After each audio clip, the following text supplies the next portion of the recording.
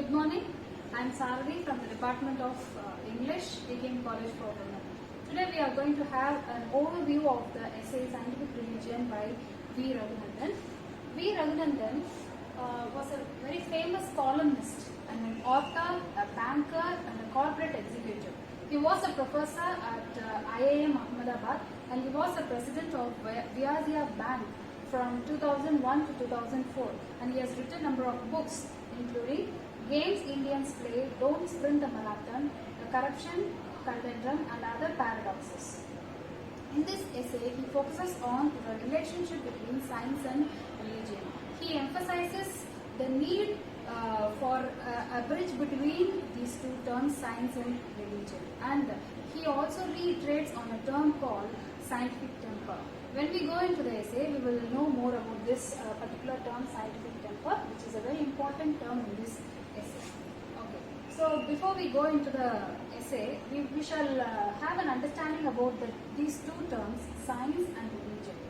Science, we all know that it is a branch of knowledge, okay, which is based on reason, and it is also has observations, theories, and explanations on how the world works. Similarly, religion is a way of life, and it is based on faith and belief.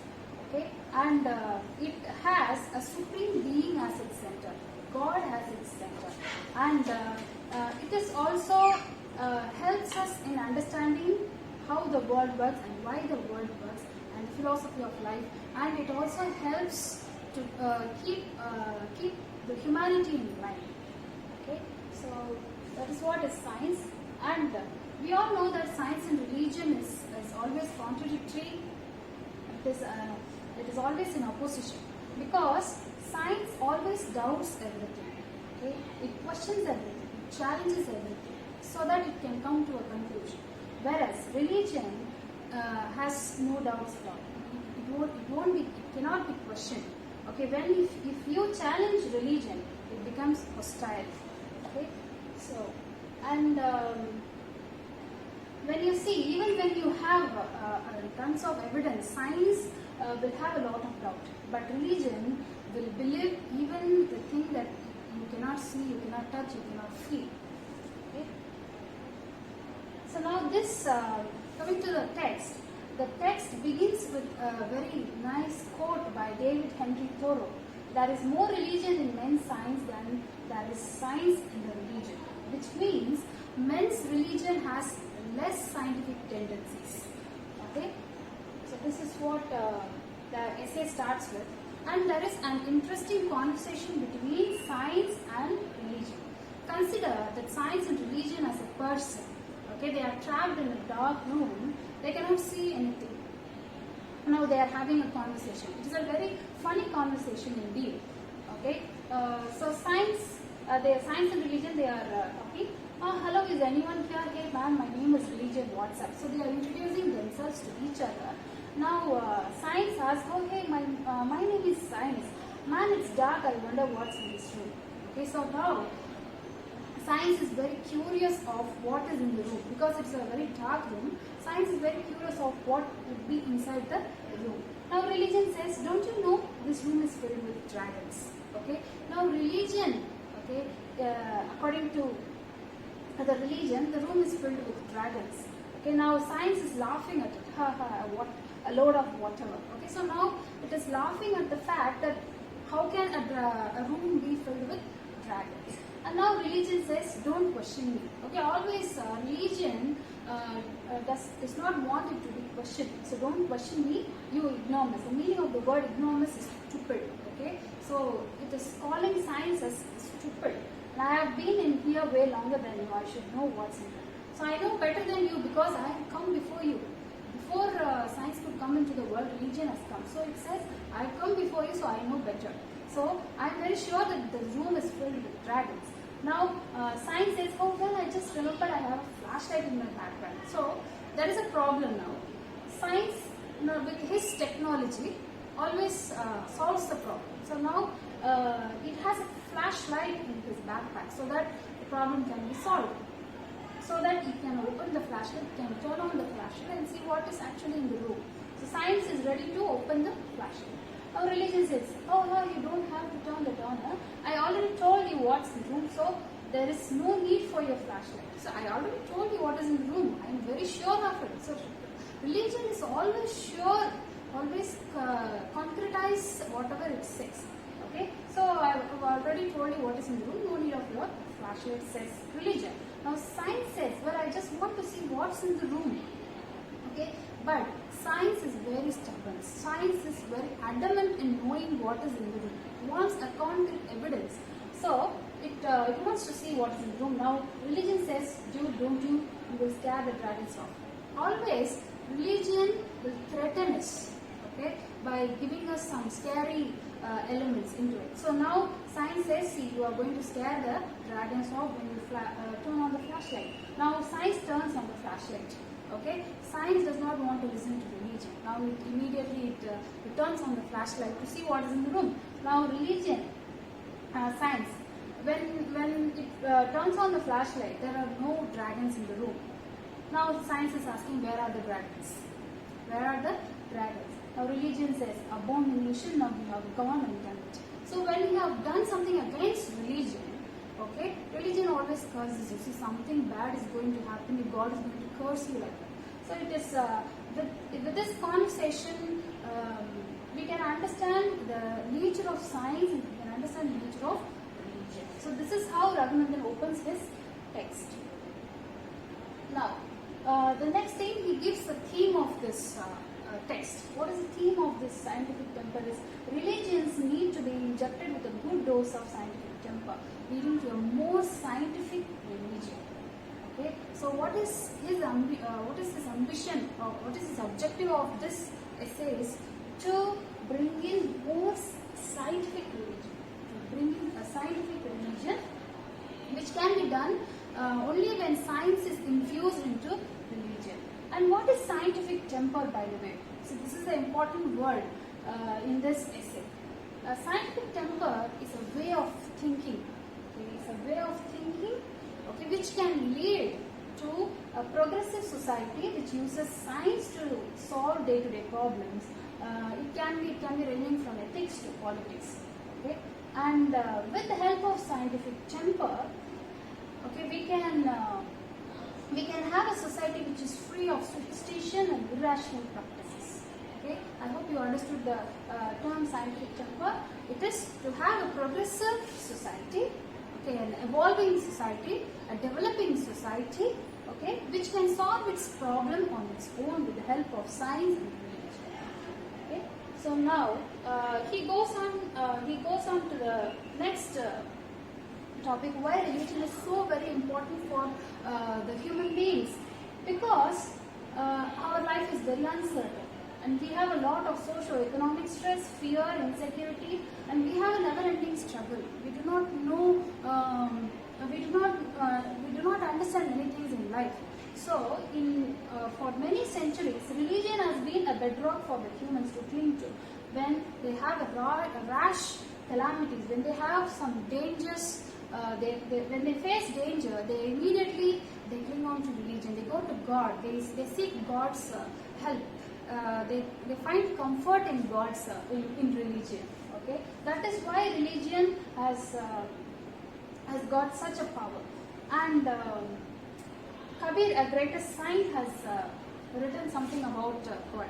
Like, Dukh mein sumiran sukh kare, sukh mein kare na ho. Jo sukh mein sumiran kare, dukh kahe ko ho. Which means, if you remember God, you remember God only in your bad times. If you can remember God even in your good times, why would bad times will visit you? Okay, which means we need to remember God on all the time, even in our worst times and in good times. Okay, so what is the objective of a religion? The next thing Raghunandan brings in here is the objective of religion. What is the objective of religion? Is to bring out the best in mankind, which is faith, compassion, empathy, solitude, patience, non-violence, love, ethics, morality, and any other virtue one can think of. Okay, so whether religion has achieved all these objectives, whether it has reached its goal? No.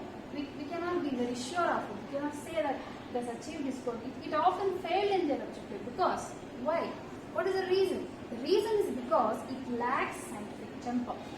Okay? So if a religion has scientific temper, definitely we can achieve these objectives. And what is the connection religion and the science has? What is the connection is?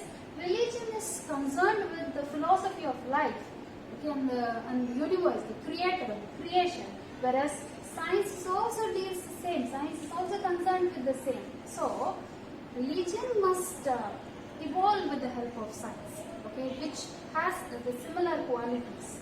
That's what Raghunandan says. Okay, and now how to develop this scientific temper in everyday life? Okay, a scientist with just a degree cannot be called a scientist if he is not able to apply his scientific method of thinking outside his profession and solve problems.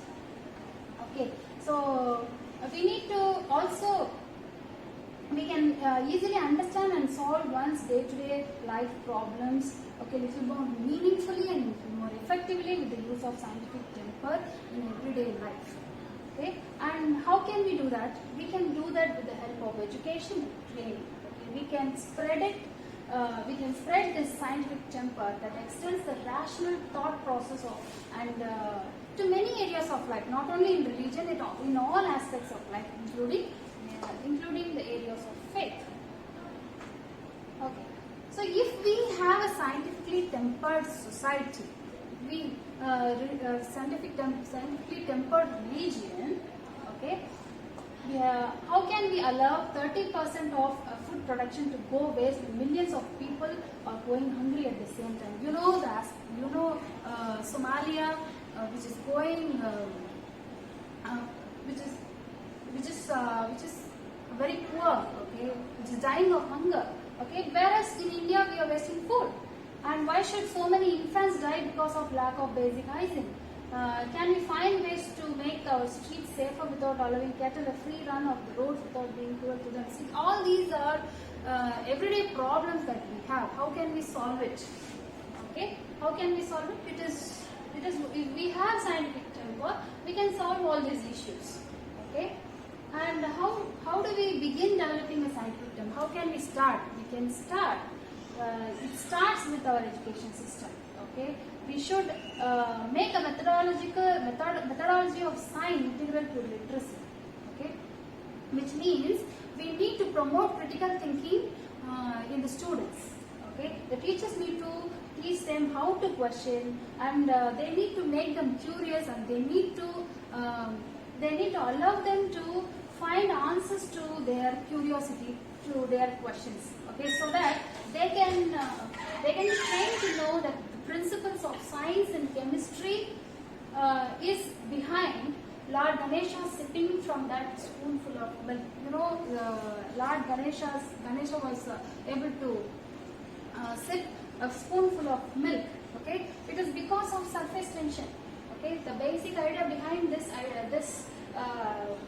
incident was because of surface tension. Okay, and the backwaters of Mumbai become sweet, okay, because of the industrial effluence, the mixing of the industrial effluence. So they need to understand that all these are not supernatural things, that it can be very well understood because of science. And what about Ram Temple and Baba Mosque? Okay, we can really we can avoid so many problems with regard to Ram Temple and Baba Mosque, okay, with the help of with the recent science called carbon dating and zinc reduction. With the help of carbon dating, we can find who has arrived first, whose temple was there, which was there first. Okay, so with the help of scientific temper, we can solve so many problems like that. And Raghunandan is also saying that the curriculum must be introduced with all the tenets of the religion, so that students can choose their religion. Because it is given by birth. It should not be given by birth according to Raghunandan. It should be a choice. And in conclusion, we need to recognize that An enlightened religion can be completely dissociated from dogma, superstition, myth and meaningless ritual. And a progressive society is possible only with a scientific religion, a scientifically tempered religion. I hope you understood this topic. Thank you so much.